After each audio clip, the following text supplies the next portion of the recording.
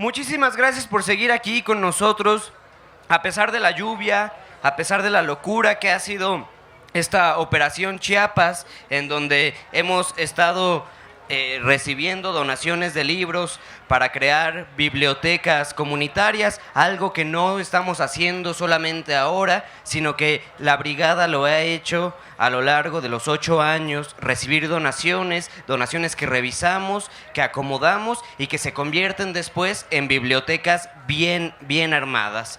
Este trabajo lo hemos hecho durante 8 años, lo seguiremos haciendo. Muchos de los libros que nos han llegado ahora no solamente se van a ir a Chiapas, porque también ya recibimos una cantidad impresionante, por lo cual también va a servir para seguir entregando las bibliotecas que nos han pedido en el Estado de México, en el Distrito Federal y en cualquier parte, no digo del país porque está muy cabrón luego mandarlas, pero sí.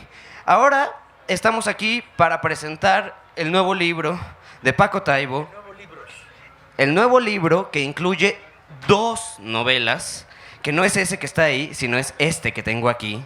La libertad, la bicicleta, y del otro lado, El olor de las magnolias. Un par de libros que Paco terminó de escribir, que llevaba muchos años escribiendo y que terminó de escribir después de la odisea que fue Patria, 3 volúmenes sobre la historia del siglo XIX mexicano. Y aquí nos trae 2 historias. Una que se ubica en Veracruz, o a una parte de ella en Veracruz, con migrantes italianos. Y la otra, una historia mucho más personal, que es la historia de su padre siendo un periodista de ciclismo durante el franquismo. Entonces, Paco, ¿con cuál quieres empezar? No sé, porque siendo 2 libros absolutamente diferentes, se cocinaron en el último momento prácticamente juntos. Escribía 10 páginas de uno, 3 de otro, me detenía, o sea que los escribía al mismo tiempo, la redacción final. Lo que pasa es que los 2 son libros de génesis, como siempre, muy complicada. Mi vida suele ser bastante complicada como escritor. Voy buscando resquicios en la vida de promotor cultural, la brigada, el debate político, para encontrar los tiempos para construir un libro. Y estos 2 libros tienen cocina lenta. Uno de ellos nace cuando hace 20 años conocí Nápoles. Y caminando por las calles de Nápoles dije, esta ciudad es literaria, parece mexicana, es la ciudad más mexicana de Italia. Y empecé a tomar notas y empecé a hacer una trama que me llevaba a la novela. Durante 20 años he estado escribiendo pedacitos.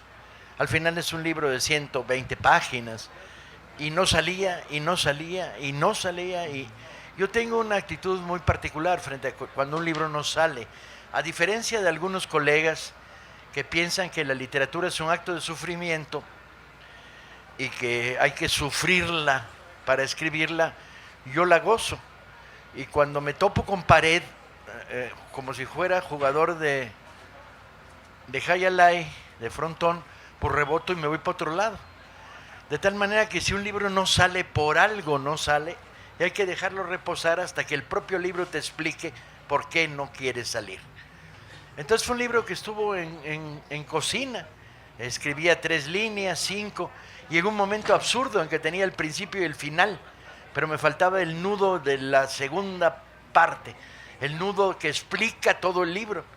Y no me gustaba. Cuando lo escribía, lo tiraba y volvía a empezar. De tal manera que es un libro que tuvo una cocina muy lenta. La libertad y la bicicleta tiene una cocina igual de lenta.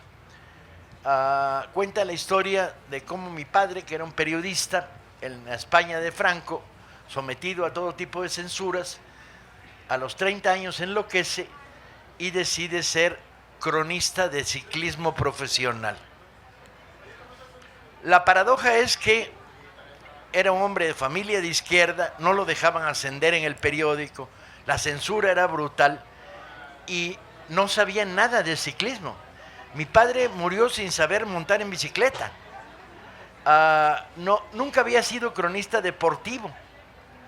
Hacía nota roja, día a día, problemas de la ciudad, en un pequeño periódico de provincia en Gijón, en el norte de España, y de repente decide ser cronista de ciclismo.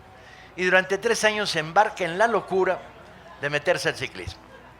A mí esa historia que viví cuando niño, yo tenía 7, 8 años, 9 años, siempre me fascinó. De hecho, me volví un tremendo aficionado al ciclismo profesional, pero no sé andar en bicicleta. Y entonces quería contar esa historia, quería contar cómo los caminos a la búsqueda de la libertad son caminos extraños, no siempre claros. Y no podía escribirla porque tenía mis recuerdos de niño, 2 álbumes de fotos y recortes que me había entregado mi madre, que me dijo cuando papá murió, aquí estás, que él quería que tú los tuvieras, y unas cuantas cosas que había escrito en sus memorias, no muchas, poquitas, pero me faltaba el nudo, que era qué había escrito cuando era reportero de ciclismo, qué historias había contado. Y entonces el problema es que los periódicos que publicó no estaban en internet, y entonces tuve que darme la beca Paco Taibo, que consiste en que me pago a mí mismo por hacer lo que me da mi rechingada gana, que tengo que agradecérsela porque es una beca que han creado los lectores, y me metí un mes en una hemeroteca de provincia en España para encontrar las crónicas, y entonces ya estaba listo, ya podía escribir el libro. Después de acabar Patria, sufrí lo que se puede llamar una crisis posparto,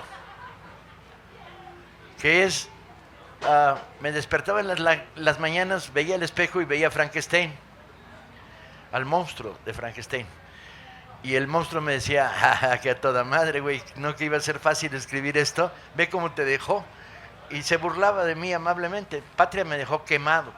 Escribir un libro de historia de esa dimensión, con miles y miles de fuentes, teniendo que apelar a una memoria que ya no es lo que era antes, para lograr reunir la pedacería que construye la historia general, un trabajo de una intensidad enorme, me dejó quemado. Y entonces decidí que la salida como escritor que tenía era irme a otro universo. A pesar de que la editorial me dijo, tienes que escribir otro libro de historia como Patria, le dije, contrátate a un turco que te lo haga. Yo no tengo la fuerza para meterme en otra aventura como esa. Después de la aventura del Che, la de Villa y la de Patria, me dejaron quemado. ¿Volveré a la historia? Sí, volveré, pero en mis condiciones y en mis términos. Porque vivir y escribir forman parte de un placer intenso y inmenso, que está relacionado con que uno escribe para contarle historias a otros, que son las historias que te gustan, las que quisieras leer, y no quiero forzarme. Nunca he aceptado en mi vida un contrato por adelantado, nunca he aceptado adelantos económicos de una editorial que me obligaran a hacer algo. Me he dado el lujo de rechazar un cheque millonario cuando me lo ofrecieron para que escribiera una biografía. Dije, yo solo escribo biografías de los que me caen bien, no trabajo por encargo, porque si no, tantos años peleando por ser libre como escritor, pues nos hipotecas por razones económicas, y la verdad, yo no quisiera vivir en la Casa Blanca de Peña Nieto, que parece una pinche pista de skate, donde no hay ni un librero, ni un cuadro, y además está en una zona asquerosa donde viven otros güeyes igual que él, ¿no? Entonces, el dinero nunca me ha motivado, gano con mis derechos de autor más de lo que gasto, me puedo dar el lujo de trabajar gratis para la Brigada Leer en Libertad y echarme los 10 días que me acabo de echar a tiempo completo trabajando gratis, por el puro placer de servir al pueblo. Y entonces, ¿qué seguía? Seguía escribir lo que me daba el buen humor, el respiro, la intensidad de volver a la literatura. Grave problema. Cuando tomo esa decisión, empieza la campaña, la precampaña de Andrés Manuel. Y entonces, a chingar a su madre.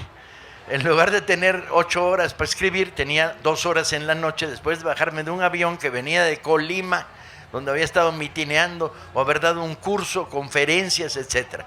Y entonces me eché la precampaña completa, escribiendo 1 hora, hora y media, 2 horas en las noches. Pero escribiendo estos 2 libros. Y lo pasé muy bien. Y sí, fue mi salida del agotamiento de haber hecho patria y mi regreso a la literatura. Y son 2 libros absolutamente diferentes. Uno es claramente una novela. El olor de las magnolias es claramente una novela, es ficción. Sucede en la Veracruz de 1900 a 1910 y cuenta la historia de un extraño grupo de campesinos italianos que llegan a México porque Porfirio Díaz decidió poblar las zonas conflictivas del país con colonos blancos europeos. Entonces, los consulados mexicanos en todo el planeta invitan a comunidades campesinas, alemanas, italianas, etcétera, que se vengan a vivir a México y les van a dar aperos de labranza, tierra, semilla, para que se establezcan.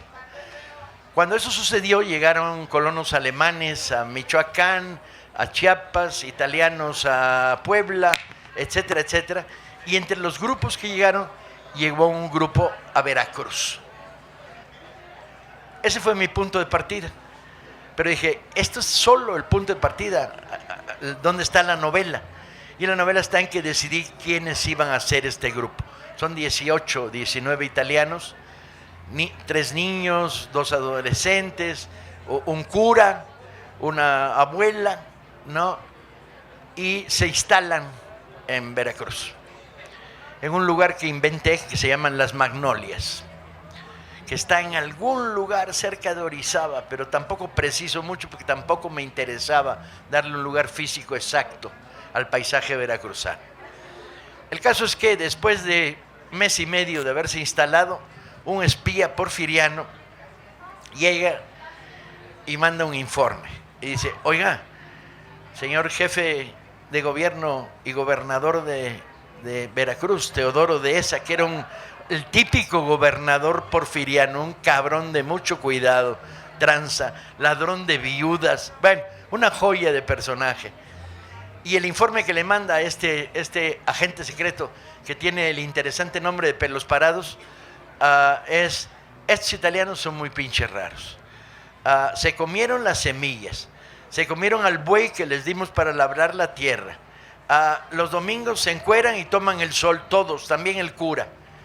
Y hicieron un alambique y están cultivando el licor de Nanche, cuyas propiedades para emborrachar son tremendas, porque el susodicho ya agarró un pedo que casi se muere bebiendo licor. Pero además, en lugar de confrontarse con las comunidades de los indígenas en las cercanías, a los que llaman los indios maloras, se han hecho cuatísimos de los indios maloras.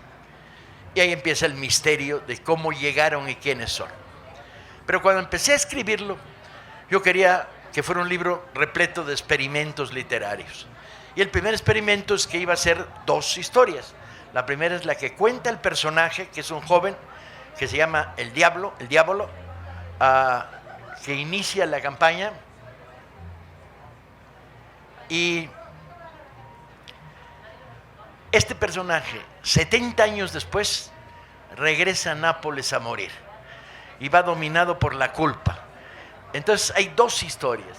La primera es la del joven Diablo narrando qué pasa entre 900 y 906, y la segunda, que es el viejo Diablo contando cosas de su pasado en México, cómo sobrevivió, cómo cambió 10 veces de nombre, a quién conoció, mientras regresa a Nápoles para expiar su pecado y su culpa, que no sabemos cuál es. En un determinado momento la novela avanza y se desenlaza y descubre cuál es la culpa de este hombre. Y la novela casi termina en Río Blanco y la matanza de obreros de Río Blanco en Veracruz, en pleno porfiriato, por un lado, y por otro lado, en el final del personaje regresando a Nápoles. Cuando había armado esos 2 planos narrativos, esas 2 aproximaciones a la historia, que iban una y una, encontré que necesitaba una tercera. No, los chachareros que el efecto de eco desconcentra, y uno que ya no está, después de 10 días de feria del libro, ya no está para concentrarse. El tercer plano, ¿cuál era? Bueno, descubrí en Nápoles algo fascinante, que es el viejo barrio de Nápoles. Está dominado por una calle que se llama Spacanápoli, Cortanápoles, es el barrio español. Las calles tienen 3 metros de ancho y las ventanas son ventanas salidas. Entonces, de edificio a edificio, las mujeres salen al balcón y se cuentan historias, pero pudiendo estirar la mano y tocándose. Y entonces dije, eso es lo que me falta un coro griego que juegue el papel de que estas mujeres cuentan partes de la historia, la completan, la corrigen, y el gordo no era tan gordo. Y ya dije, ahora sí. Y entonces ya empezó a gustarme el libro, porque tenía las dosis de experimentación y de novela, que al mismo tiempo es una novela política, una novela de aventuras, una novela histórica, que reúne estos 3 elementos. La ventaja de contarles es que no les voy a contar por qué el personaje regresa en el ácido y la culpa hacia su muerte en Veracruz. Por otro lado, fue un ejercicio de lenguaje grande para mí, porque tenía que encontrarle un tono narrativo particular a este hombre de 80 años que ya habla español perfectamente, y porque ha vivido 70 años de su vida, 65 en México, y que tiene un tono reflexivo y pesado, rasposo. Salió El olor de las magnolias.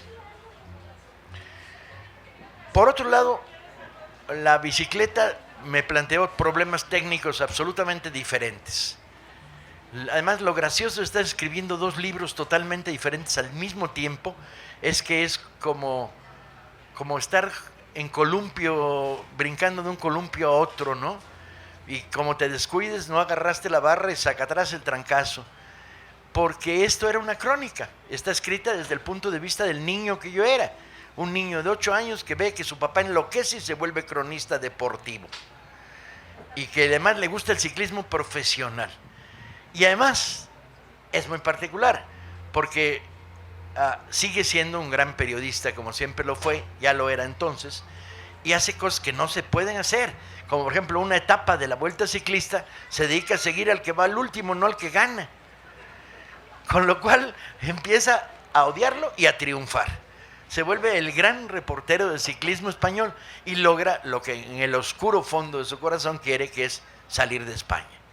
No pueden salir de España su familia, no les dan pasaporte. Mis 2 tíos, mi abuelo está muerto materno, el paterno fue condenado a muerte porque era comisario político de una brigada socialista, mi tío abuelo estuvo condenado a muerte, y entonces logra que le den un pasaporte para seguir el Tour de France y llegar a París. Y en París se encuentra con las librerías de los exilados españoles, el café donde tomaba café Jean-Paul Sartre, al que dice que vio, pero checando la fecha es mentira, nunca lo vio mi papá, ¿no? Y esta especie de encuentro con la libertad. El libro no tiene muchos misterios, en el sentido en que él pasa 3 años en esta aventura, después sufre un accidente que lo pone al borde de la muerte siguiendo una carrera ciclista muy menor, y luego cuando se salva del accidente y vuelve a recuperar, se queda sin poder caminar durante un tiempo, tiene 7 rupturas de la pelvis con perforaciones, bueno, una historia terrible el accidente, milagrosamente se salva. Y entonces de repente dice, hasta aquí. Y entonces mi madre le pregunta, ¿hasta aquí qué? Y yo pregunto, que estoy siempre por ahí porque tenía 8 años y yo 9, preguntaba todo y dije, ¿hasta aquí qué? Y dijo, hasta aquí, nos vamos a México. ¿Ya no vamos a seguir carreras ciclistas? No, nos vamos a México. ¿A qué? A vivir. Vamos a ser mexicanos, dice mi padre. Y agarra 21 personas de su familia, abuelos, primos, tíos abuelos, tías abuelas, y órale, en masa a México. Y mi padre ya nunca vuelve a hablar de ciclismo, ni a escribir sobre ciclismo, ni le interesa el pinche ciclismo. Ante mi dolor, porque México está toda madre. Por mi culpa. Sí, pero porque lo obligábamos. Y abandona. Porque la libertad ya no está en el ciclismo y en su fuga como periodista de ciclismo. La libertad está en México. Cosa que será parte de algún otro libro que algunos de mis hermanos escribirán, porque ellos ya vivieron esa época. Yo la viví con una cierta intensidad y mi padre mismo la escribió en sus memorias, que se llaman Por el gusto de estar con ustedes. De repente me encontré con dos libros que no tenían nada que ver uno con otro, cortitos, y llegué a la editorial. En la editorial, si vendo muchos libros, me quieren mucho, y como vendo muchos libros, me quieren muchísimo. Y entonces dije, Paco, ¿qué hacemos con estos dos libros? Y dije, sepa su madre, es lo que he escrito. Y me dijeron, pero a ver, ¿los podemos publicar en un libro que se llama Dos historias cortas de Paco Ignacio Taibo? Que no tienen nada que ver. Son tan diferentes los dos libros que no tienen nada que ver entre sí. Y entonces los publicamos como tomitos separados y les digo, ¿y cuánto van a costar? No, pues tal como anda el mercado, 150 pesos cada uno. Y dije, ay, no mamen, ¿sí? 300 pesos por dos libros cortos, no. Y entonces el gerente de Planeta, que además es buen amigo, sabe muy bien quién soy yo y quiénes son mis lectores, dijo, pues te ofrezco una salida rara, Paco. Las publicamos en un libro dual, reversible, como las gabardinas de antes, ¿se acuerdan? Que te las cambiabas, ¿no? Bueno, y de un lado es uno y de un lado es otro, y va a costar 160 pesos el libro completo, y van a estar los dos, ¿no? Y no es el mismo libro, no te preocupes, va a quedar claro que son dos libros, porque uno se lee para acá y el otro se voltea y se lee para acá. No hay que leerlo como si fueras japonés. Y yo dije, le atinaron. Me parece la solución correcta, el precio del libro bajó y son dos libros, no es uno. Y bueno, están ahí para su mejor gusto, definición y placer. Yo quedé muy contento. Y quedé muy contento por dos razones. Una de ellas es que después de Patria yo necesitaba volver a la literatura. Y si no vuelvo a la literatura me vuelvo loco, y si me vuelvo loco no sirvo, y si no sirvo, pues no sé, no sirvo, punto. Me agarro chamba de mayordomo de Peña Nieto en la casa que va a tener en Pekín, ¿no? El güey. Y el segundo es porque son dos historias que las siento como entrañables. La historia de los italianos en Veracruz me conmueve. Me leí cuando terminé el libro, dejé pasar un mes y me leí y dije, ay, qué bonita historia, ¿no? Qué bien contada, y narrativamente funciona muy bien, y los personajes son bien cariñosos. Y el libro de mi padre era una deuda histórica. Yo tenía una deuda con mi padre, una deuda profesional, y quería contarla bien, quería contar cómo la búsqueda de la libertad no es necesariamente una búsqueda transparente, política, clara, como a veces cobra formas oscuras, como volverte cronista de ciclismo profesional. Y eso es todo. Muchas gracias. Tenemos tiempo. Antes de pasarle el micrófono a ustedes, a mí me gustaría también que pudiéramos platicar un poquito. Tengo algo importante que decir. En esa pequeña depresión postparto de la que habla Paco, fue realmente pequeña. Habrán sido 5 días o algo así, porque yo recuerdo estar llegando a casa de Paco y, no, pues, ¿qué estás haciendo? No, pues estoy viendo algo de una historia de Olga Lavanderos, ¿no? Que quién sabe cuándo iba a salir. No eran 2 proyectos los que tenías como 15 proyectos. Me interesa saber por qué te decantas al final por hacer estos 2, por cómo los puedes juntar, o por qué decides juntar específicamente estos 2 cuando tienes 15 novelas empezadas. Porque uno tiene una relación pasional con tus libros, y entonces tú los llamas y vienen, y a veces dicen no quiero venir y se traban, y entonces dices pues no vengas, güey, escribo otra cosa, ¿no? Ni que tuviera obligación, de escribir un libro al año y sobre tal tema, ni madres. Afortunadamente he logrado romper las ataduras que unen a un escritor profesional con su creación. Y entonces abro proyectos. Tengo algunos chingones.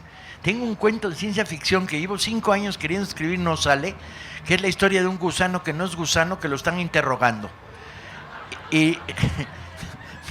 Pero no me sale. Tengo 150 páginas de una novela policíaca que está muy bien. Tengo 5 páginas de una novela con Velasco Arán que he fracasado 10 veces al intentar escribirla. Pero gacho, no le agarro el pulso. El lenguaje no es así, el personaje no lo agarro, no me suena. Tengo una novela de Olguita Lavanderos policíaca que tiene un título maravilloso, se llama Lo juro por la Virgen de Guadalupe y el osito Bimbo. Que sí está saliendo, esa sí sale. Tengo un libro sobre la historia de las cruzadas y un trabajo bastante serio sobre la insurrección del gueto de Varsovia, cómo los jóvenes judíos enfrentaron a los nazis en una batalla loca que no tenía posibilidades de triunfar, donde está el sumum de la heroicidad, el de jugarte la vida porque ya tú de todas maneras la tienes perdida. Tengo un trabajo de 30 páginas sobre un actor de cine de Hollywood que se culeó durante el macartismo y vendió a sus compañeros, y cómo regresa hacia sí mismo rompiendo su traición. Tengo. Y entonces de lo que tienes, abres el closet, que en este caso es el archivo de la computadora, que se llama Libros Nuevos, y entonces dices, ¿qué hay por aquí? Y de repente alguno de ellos te dice, yo estoy listo. Te lo dice, yo estoy listo. Solo tienes que meterle concentración y luego hacer lo que siempre hago, que es lo escribo de principio hacia fin y luego de fin hacia principio para ajustarlo, ¿no? Y luego lo vuelvo a escribir por tercera vez en la versión ya definitiva. Y entonces estos 2 libros me dijeron, ya, llevas años cargándolos y ya están listos. Dije, pues órale. Y los gocé escribiéndolos.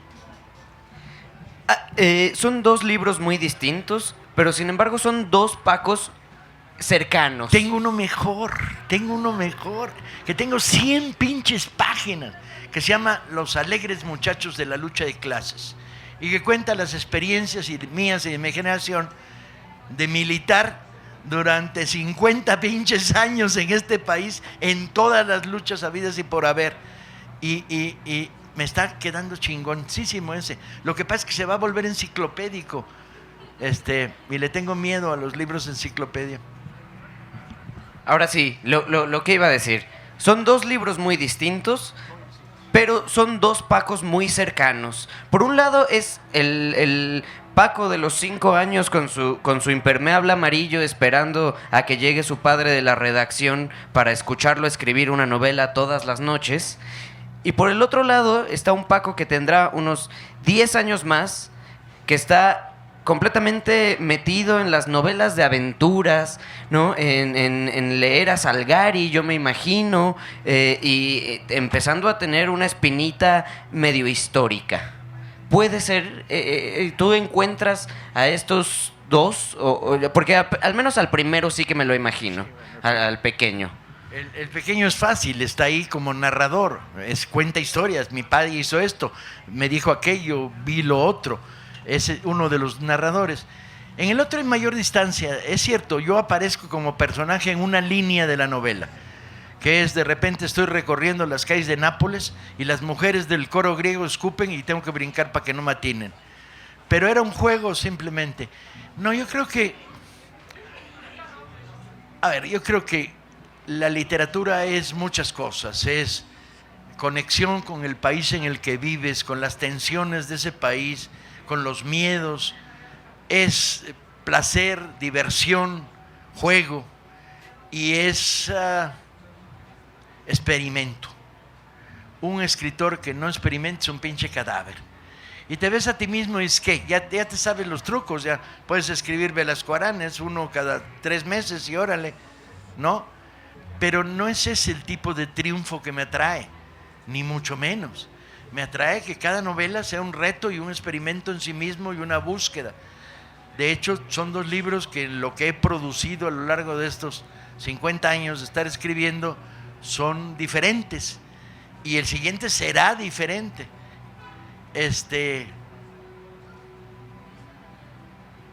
¿Y qué tienen en común? Nada. Por eso es un libro reversible.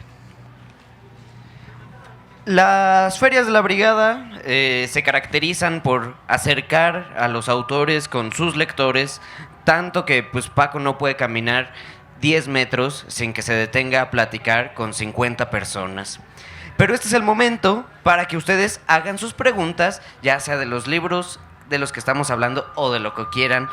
Paco es completamente de ustedes. Ahorita se les va a acercar un micrófono, entonces no sé si alguien quiere hacer alguna pregunta en el público. Y si no, nosotros seguimos hablando. Pregunta aquí, acá, no hay. Entonces, ¿cómo se pone a escribir? Sí, aquí el señor.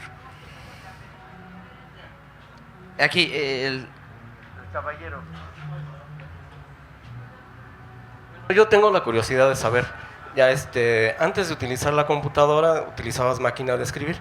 ¿Crees que existe algún libro perdido por ahí en tus papeles, por ahí que pueda revivir ahorita otra vez?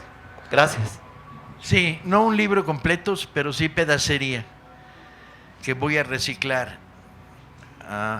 Últimamente encontré pedacería interesante que escribí hace años y voy a reciclar.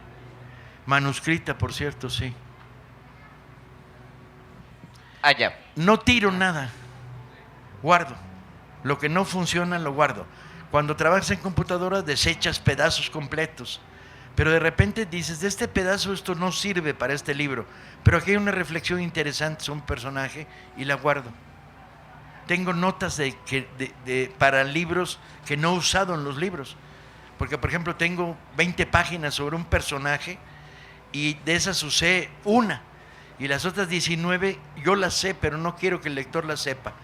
Quiero que el personaje coge y no quiero contar por qué. Quiero dejarle una zona oscura, no solo una totalmente luminosa. No me gustan los personajes cuando los narradores más pobres y más mediocres tienen que decir, no, bueno, claro, tartamudeaba porque su mamá le metía en la boca paletas de chocolate a huevo todas las mañanas. No. Este psicologismo más o menos que vuelve al personaje absolutamente transparente no me gusta. Me gustan personajes con zonas oscuras. Entonces muchas veces tengo notas para saber por qué son como son, ¿no? Por qué se detienen en ciertos lugares cuando pasean por la calle. Pero no quiero explicarlo. Yo quiero saberlo para usarlo.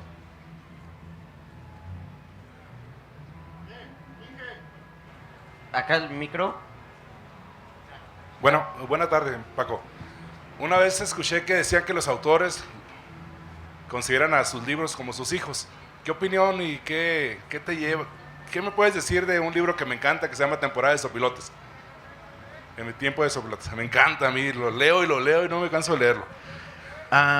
Es curioso, Temporada de Sopilotes no es un libro cocinado, es un subproducto. Resulta que trabajando en la historia de Villa,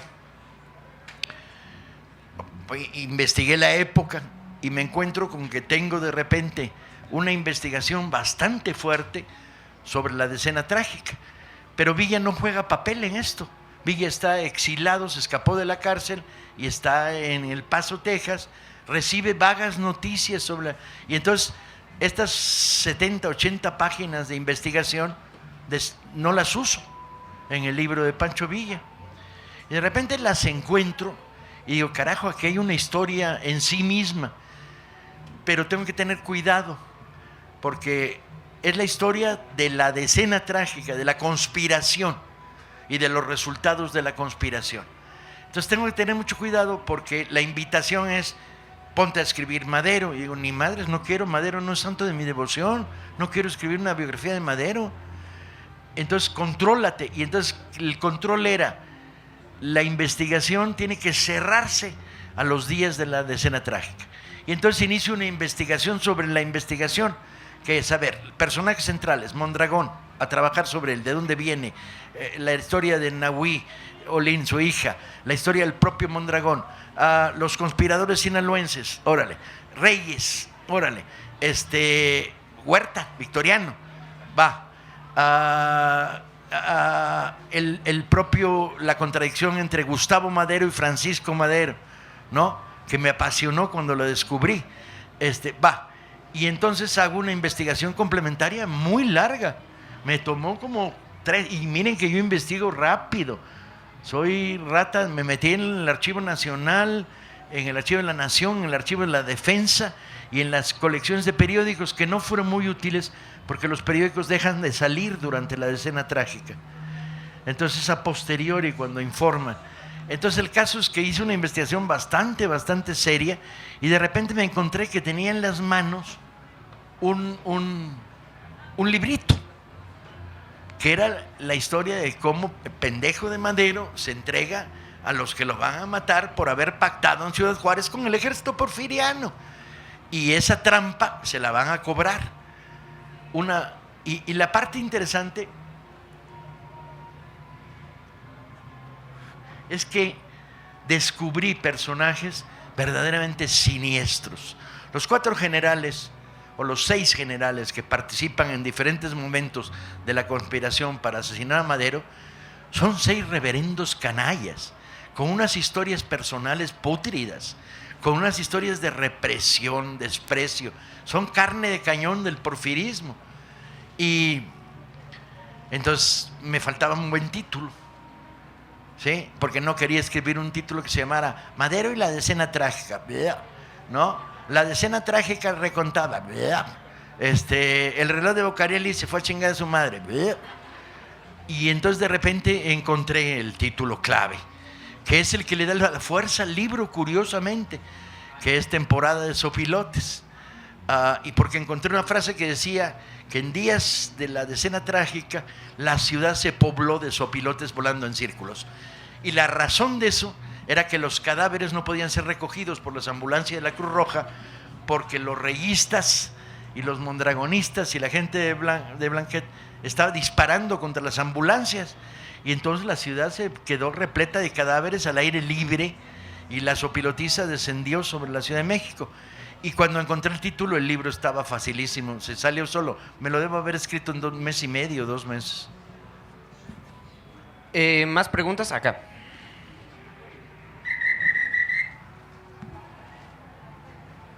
Hola Paco, mucho gusto conocerte, ya tiene que no te veía, ¿no?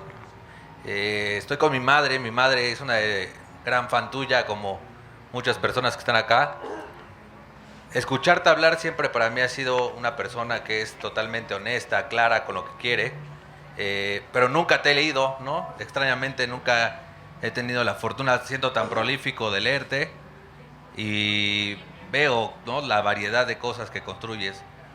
Escuchando al Madeli antes, ¿no?, la madurez de un escritor, naturalmente 2, 3 obras, donde escuchaba que decía el escritor tiene que ser mentiroso, etcétera, donde yo creo que tu sentido es mucho más directo, claro. Lo digo por cómo yo verte, no sé cómo te plasmas tú en un libro. La pregunta es muy clara, ¿qué me recomiendas leer o empezar a leer en donde tú te has sentido lo más claro, lo más derecho, como eres en una de tus escrituras? Me encantaría empezar a leerte. La pregunta es chueca. La pregunta es, ¿qué te gusta más de lo que has hecho? Eso, algo ¿no? para que yo también... Y la respuesta es, lo que me guste a mí no es necesariamente lo que a ti te va a gustar, entonces no creo que sea justo. Pero la pregunta, otra vez, hay que deschuecarla, que es, ¿historia o ficción? Ok, voy. Si es ficción, lo que más me gusta, no. Si es historia, tengo que confesar de que lo que más me gusta de lo que he escrito en ficción es un libro que fracasó, que se llama Un hombre guapo, la historia de Guiteras, un revolucionario cubano de los años 30 que nadie conoce, pero que le encontré la clave para contarla y que el personaje es fascinante.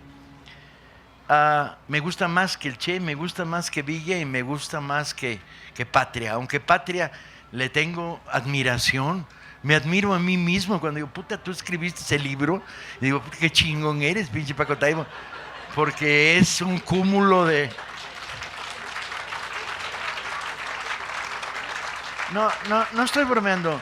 Mis relaciones conmigo mismo son confusas. Eres un pendejo, ve cómo está escrita esta página, hay reiteración de adjetivos, no hay cuidado en el lenguaje, te has vuelto bobo. Pasa media hora. Sí, puta, esta pinche frase no tiene desperdicio. Eres un pinche genio, Paco Taibo. O sea, la pura esquizofrenia, es un columpio esquizofrénico la escritura. Porque si pierdes autocrítica, te mataste. Pero en historia lo que más me gusta es un hombre guapo. Y en ficción, lo que más me gusta es Retornamos como sombras. La novela policíaco, aventuras más complicada que he escrito y que he leído, porque el grado de complejidad está logrado. Viajaba en un tren, en un avión desde Normandía, en Francia. Había estado en un encuentro de escritores en Normandía y por error llegué a las 6 de la mañana a un aeropuerto en Normandía. Empaqué mis maletas, se las entregué, ya se venían Normandía, París, Madrid, México. Y de repente digo, en la madre, no me quedé con un libro, eran las 6 de la mañana. Y entonces veo el portafolio que traía y traía Retornamos como sombras. Que no mames. Y el puesto de periódicos no había abierto, pero además yo no leo en francés, con lo cual aunque hubiera abierto. Entonces compré el diario L'Equipe, que es el deportivo, y seguí, curiosamente, no el Tour de Francia, sino la Vuelta a Italia, que se estaba corriendo en esos días. Medio ahí adivinando en francés, pero me duró 5 minutos el pinche placer. Y de repente digo, ¡a su puta madre! Un vuelo Normandía-París, corriendo en el aeropuerto porque tengo media hora. Un vuelo París-Madrid, corriendo en el aeropuerto porque tengo 15 minutos. Y luego 11 pinches horas a México, sin libro. No mames, güey, me suicido. Y dije, pues me voy a leer a mí mismo. Y desde el principio del viaje abrí Retornamos como sombras. Y me la leí en el viaje. Cuando estábamos más o menos a la altura del hoyo de las Bahamas o Groenlandia o algo por así, estaba sentado hasta atrás del avión, lugar favorito porque está cerca del baño y no te están chingando, ¿no? Y llegó la azafata y me dijo, lleva usted riéndose media hora y aplaudiendo. ¿Qué le pasa? Digo, no, yo para esto había forrado cuidadosamente mi libro con las páginas del L'Equipe, ¿no? Como cuando forrabas los libros de marxismo en la escuela para que no te cacharan que era lo que estabas leyendo en los 60s. Y entonces le digo, no, un libro de cocina. Mira qué pendejo, fue lo que se me ocurrió contestarle. Y me dice, señor Taibo, no es un libro de cocina. Me había reconocido la azafata. Me dice, le voy a pedir un favor. Cuando se baje en México, ¿me lo regala? Y dije, sí, cómo no. Pero no le diga a nadie que estoy gozando un libro mío. Pinche quemada para siempre. Yo creo que en ficción lo que más me gusta es Retornamos como sombras. ¿Los 2 libros están en esa mesa? Creo que hay más de 2. Pero si no está ahí, Retornamos. No, espera, porque sí hay en esa mesa. No, hay en el stand de la brigada. ¿Quién está de la brigada por aquí a mi mano derecha? Marina, Vivi, Marina, te pido un favor. ¿Se pueden traer de la mesa de la brigada guiteras y Retornamos como sombras? Y 68 estaría bien, porque era lo que yo iba a recomendar al joven. Como el Paco más personal, más testimonial, más hablando desde él, ¿no? Con esa onda de no mentir, de contar quién es. Yo creo que es el 68, ¿no? Que es su experiencia personal. Entonces, que traigan esos libros. ¿Más preguntas? Sí. Hasta el fondo. Pero si te puedes acercar un poquito porque está chido el cable, pero no llega hasta allá. Y ya la vi. Ahorita le toca. Buenas tardes. Buenas tardes, Paco. Bueno, la pregunta es, no sé si en tu tiempo como escritor has tenido escasez de inspiración y cómo haces para combatir quizá la falta de creatividad. No sé si vale más sentarse a esperar que llegue la inspiración o ser un poco más disciplinado y forzarse a escribir. Muchas gracias. Soy muy disciplinado, pero de una manera muy extraña. Yo escribo todos los días. Puedo escribir 14 horas o 3 minutos. No me pongo límite, no me pongo obligación. No escribo por obligación. Los escritores que dicen, yo trabajo de 9 a 2 y entonces tomo un café. Dice, ay, no mames, güey. ¿sí? No me cabe en la cabeza esas maneras de escribir con rutinas. Yo escribo en cuadernos, me decía Martín del Campo, al que yo quiero mucho y me gusta mucho cómo escribe. O sea, yo escribo a mano con pluma verde en cuadernos. Y yo le decía así, qué mamón. Yo escribo donde puedo, como puedo, a veces en papeles, en servilletas, y no tengo reglas. Escribo porque quiero, pero escribo todos los días. Eso en cuanto a la disciplina. En cuanto a la inspiración, yo practico la teoría de que la famosa página en blanco, el síndrome de la página en blanco, que tantos escritores han narrado, que se sientan, tienen enfrente una página en blanco, la miran, y ahí lloran, sufren, etcétera, se levantan después de 11 horas y la pinche página sigue en blanco. Yo no la vivo porque como cambio de tema con una alegría singular, cuando la página está en blanco, cambio de página y digo, pues esto no se quiere contar, pues voy a escribir unas notitas sobre esto otro, o voy a trabajar en tal cosa. Entonces, no he tenido épocas de lo que se llama seca, aunque creo recordar una época de seca, tan me debe haber dolido que no la recuerdo bien, de un par de meses de que no salía nada de nada. O sea que debe haber sido tan rasposa que la tengo voluntariamente olvidada. Primero era la señora de hasta allá, después este señor y después este señor. Yo no estoy siendo, la señora que ya se está parando. Sí, soy yo. Ahí. Oye, gracias, siempre es un deleite escucharte, Paco, y estar aquí con los grandes amigos de la brigada. De Guiteras no recuerdo nada, tan solo el apellido, ¿no? Es buen pretexto para empezar a conocerlo. Pero ¿por qué el título, Un hombre guapo? En el término guapo tiene acepciones diferentes en todo el idioma español. Guapo en España es guapo, carita, ¿no? Guapo en Cuba es aventado, echado para adelante, ¿no? El que se la juega. Guapo en Argentina es el que sale de la enfermedad, ¿sí? Entonces, me gustaba el término porque resumía a Guiteras. Guiteras es un chavo nacido en Estados Unidos, de familia cubana, que sufre graves accidentes en la juventud, una caída de un ático en la que tiene que operarlo de la cabeza, estrábico, a resultados de esto, tiene un tumor en el pie y entonces cojea, nunca lo pueden admitir en la escuela militar. Entonces, tiene una especie de infancia enfermiza. Por otro lado, es un tipo valiente hasta la locura. Hinche Guiteras, valiente a la locura, ¿sí? Y por otro lado, es guapo. O sea, en el mundo en el que vivía, estando en la clandestinidad, perseguido por la policía de Batista y del gobierno que sucede a la Revolución del 33, el tipo de repente se escapaba de un baño, se ponía traje y corbata, cosa que nunca usó, ni cuando fue ministro no usó corbata, nomás para chingar, ¿sí? Por eso lo adoro además. Fumador impedernido, por eso lo adoro más todavía. Y entonces bajaba y se iba a un café cantante de los que existían en La Habana y se ponía a tocar el piano con unas danzoneras, ¿no? Causando el amor y la admiración. Entonces la palabra guapo resumía todos estos condiciones de la vida de Tony Guiteras. Había dos señores aquí, hay uno y el otro más atrás. Ahorita tenemos tiempo, no se preocupe, ya llegará el micrófono. Claro que sí. Espere. No lo escuchamos ahorita otra vez. No. Ahí ya. Que cuando salí de la casa saqué dinero para comprar un libro tuyo, pero ahorita tengo una duda y espero que me la resuelvas. ¿Qué es más divertido, leer tus libros o escucharte hablar? Yo creo que es muy peligroso.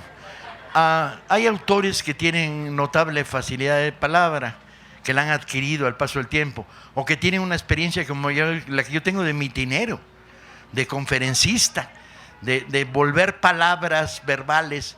y que cuentan bien sus historias. Hay otros que son un puto plomo, chinga. Cuentan un libro suyo y te dan ganas de ir a comprar el libro de un vecino, ¿no? Hay algunos poetas que recitan su poesía poca madre. Y hay algunos poetas que recitan su poesía de tal manera que son vomitivos. Neruda, al que yo adoro como poeta, hablaba con una voz horrible. Octavio Paz parecía un pinche cura de pueblo salmodiando. Entonces, hay el riesgo. Yo sé que soy un encantador de serpientes. ¿Sí? Lo sé. Sé que conecto muy fácil con ustedes. Conecto por dos cosas. Y está claro por qué conecto. Conecto, porque no tengo pelos en la lengua, me la afeito todas las mañanas y hablo muy claramente, digo lo que creo y lo que siento y conecto en términos de sinceridad. Nunca me achico ante el que está de desacuerdo, no me importa estar en desacuerdo, no defiendo demagógicamente causas en las que no creo y entonces conecto. Y la otra que conecto es porque soy un lépero, chinga. Y este país, somos léperos clandestinos. La pinche educación chafa católica, ¿sí?, ha encubierto al lépero y a la lépera que somos todos, ¿sí? Pero ver a esa ama de casa moderada, un poco mojigata, que le dice a su hijo, no digas malas palabras, y de repente se asoma al balcón de su casa, mira hacia la vecina y dice, vas y chingas a tu madre. Donde revela su verdadero ser. Esa es mi identidad, man. Entonces, abusados. Ahora, yo diría que escribo mejor que hablo. Espero.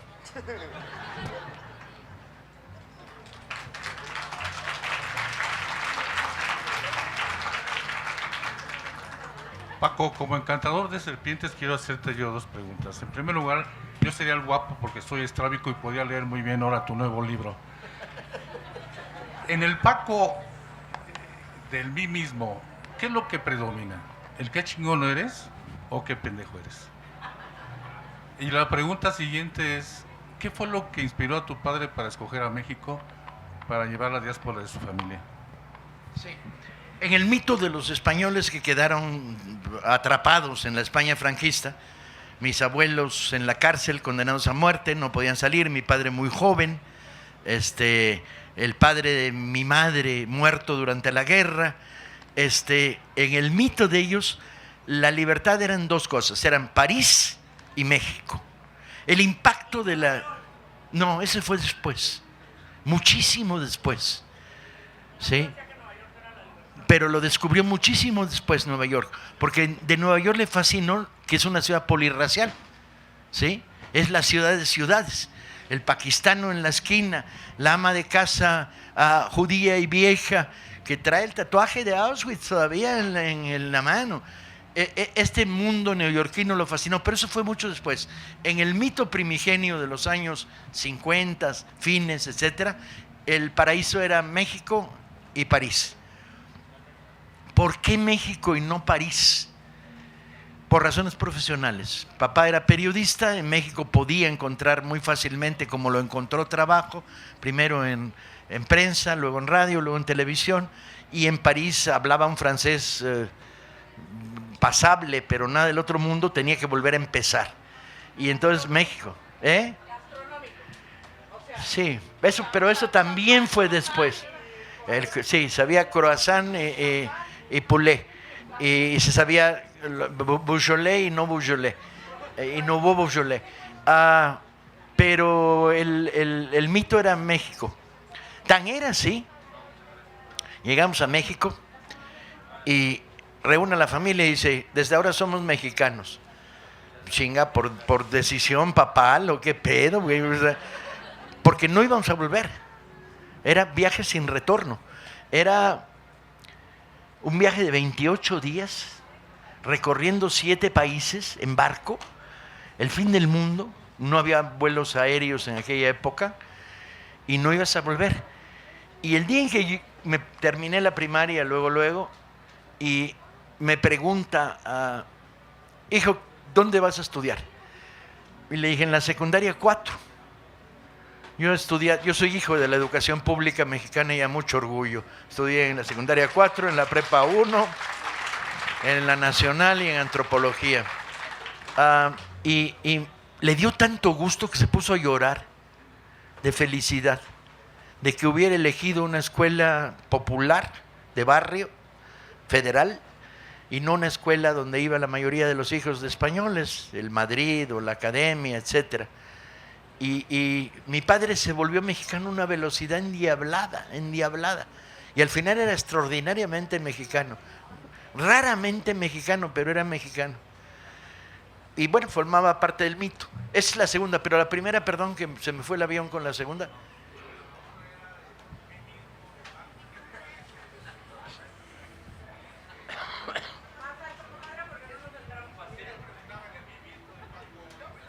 Se preguntaba sobre usted mismo.